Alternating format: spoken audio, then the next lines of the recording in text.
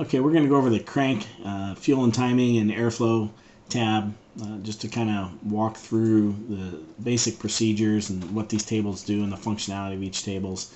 But before we get started, it's important to understand the different states the engine can be in and how ProEFI determines those states. So we're going to click on the Advanced Setup tab for just a second.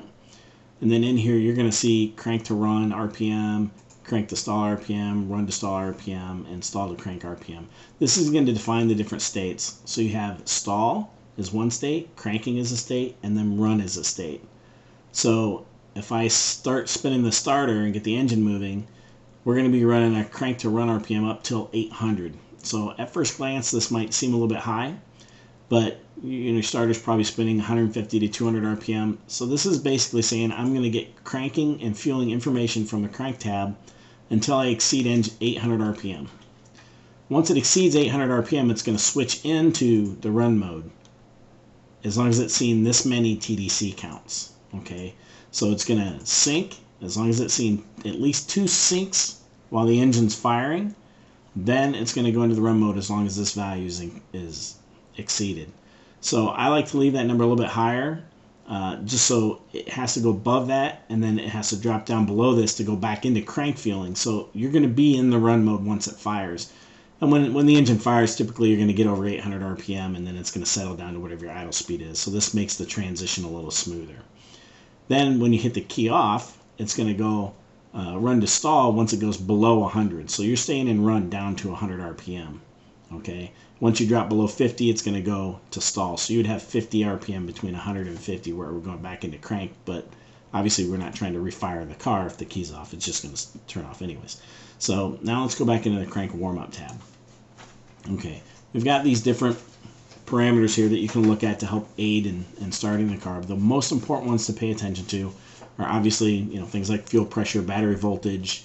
Make sure those things, you have adequate amount of those things there. But the encoder fault count and the engine sync state.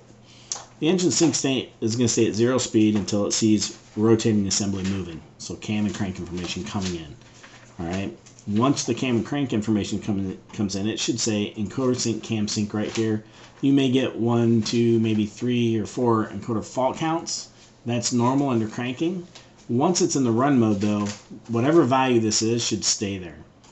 If you're running the engine on the dyno or revving it up and you're getting increasing fault counts, that means that the computer's losing the engine position for some reason. You're getting inadequate information from your cam or crank sensors. So then you want to diagnose those in one of the other sync windows. But for now, we're just dealing with just the crank warm-up table. But that's where you get this information from. Okay, so the first things that we want to look at is airflow. When you're trying to start the car, if it's hard to start and you give it throttle, for example, and the engine wants to fire, then that means you've got too much fuel or not enough air. That's addressed here, the crank airflow set point %. Okay, on electronic throttle applications, this is throttle opening value. On idle air applications that are manual throttle body, this is idle air bypass. It's important to remember that, especially if you're starting from a calibration that had one or the other, because this is not going to be enough idle air bypass, but it's a proper amount for electronic throttle. Consequently, if we had idle air bypass in here, we'd have numbers of 50 to 100%. That'd be bad on electronic throttle because we're going to be opening the throttle way too much. Okay, so in that example of having to add throttle to get the car to fire, we can add that idle air bypass here, or we can address the amount of fueling that's given over here, which is by temperature and RPM. So again, if we're giving it throttle to get the engine to start, we may need to lower the amount of fueling that we're getting. If we have an adequate amount of air supply, but it doesn't want to fire, that means we're over fueling the engine, so we're going to lower those values here. Okay, these blend together based on ethanol content. So this is the values you get from flex fuel at 100% ethanol, or whatever value you have it going to 100% authority from this table in your blend table. And this is what you get on gasoline. So in this particular case, we're giving it 100% authority at 50% and higher is reading out of this table. Below that, it's blending at this rate. So for example, if we're on this site right here at a 50%, that means whatever value we have here, whatever value we have here, you're splitting the difference. You're getting halfway between the two tables. Okay? So it's important to understand how that works and which table you're going to need to address If you've got it firing fine on pure gasoline, you put ethanol in there and it's not starting, you leave this table alone and you address this table here.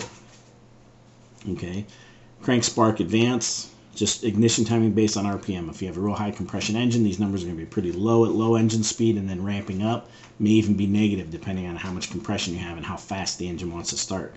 The faster it starts, the lower these numbers need to be, because you may not be at 100 or 200 RPM when it sinks and tries to fire.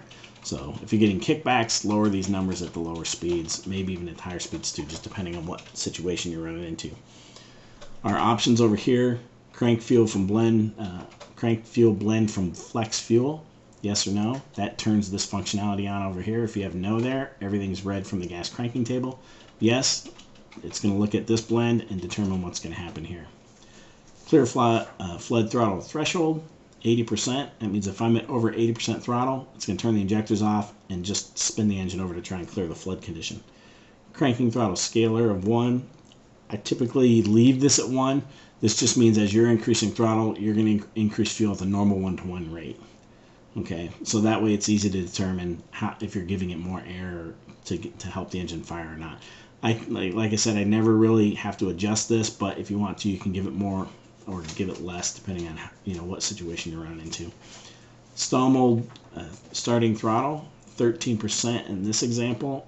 In the stall mode on electronic throttle, this does not apply to idle air, it's going to have the throttle sitting at 13%. So when you go into crank, it's going to go right to this table to 22%. So this is you can use this value to help choke the engine when you go into starting. I typically will leave this somewhere halfway between this value and 0 is fine. You can leave this at 0. It just depends on what the engine wants and needs to get it to fire. Use APP at stall. I typically leave this to yes on electronic throttle. It doesn't have anything to do with the manual throttle, but on electronic throttle, leave this at yes. Allows you to calibrate the throttle without the engine running. Okay, then we come into the warm-up after start enrichment table. This table does two things. It does warm-up based on time since run, and then it does warm-up based on temperature. So against run time is your horizontal axis. So based on whatever temperature you're going to fire it up, it's going to be that much multiplier until it gets to this amount of time. Then it stays there until it warms up and gets down to your warm-up number. Your warmed up number should always be a 1. If you have a higher or lower value over 1 in there, it's going to add that percentage to fuel all the time. It's never going to come out. So you always want to make sure that this last value there is a 1. Okay. Cranking start of injection. This is just injector phasing during cranking. You can adjust that up or down. With these numbers are pretty much I leave in everything. It doesn't make too much difference, but if you really want to play with it, you can. You'll notice this table says offline. So other than the 112 and the Pro Mod and dealer boxes, you have to make these changes offline and flash them back in. All these other tables are live, fully calibratable live. So anything you need the engine running to do is typically always set up to be run live. Okay. You also have a cranking help in the top corner that'll open a PDF that explains all of these tables. You can also right click on the table, go to help, and it will give you an explanation of what that table does there. And in your options in the bottom right hand corner, you can click and hit help, and it'll give you a description of that particular option right there as well.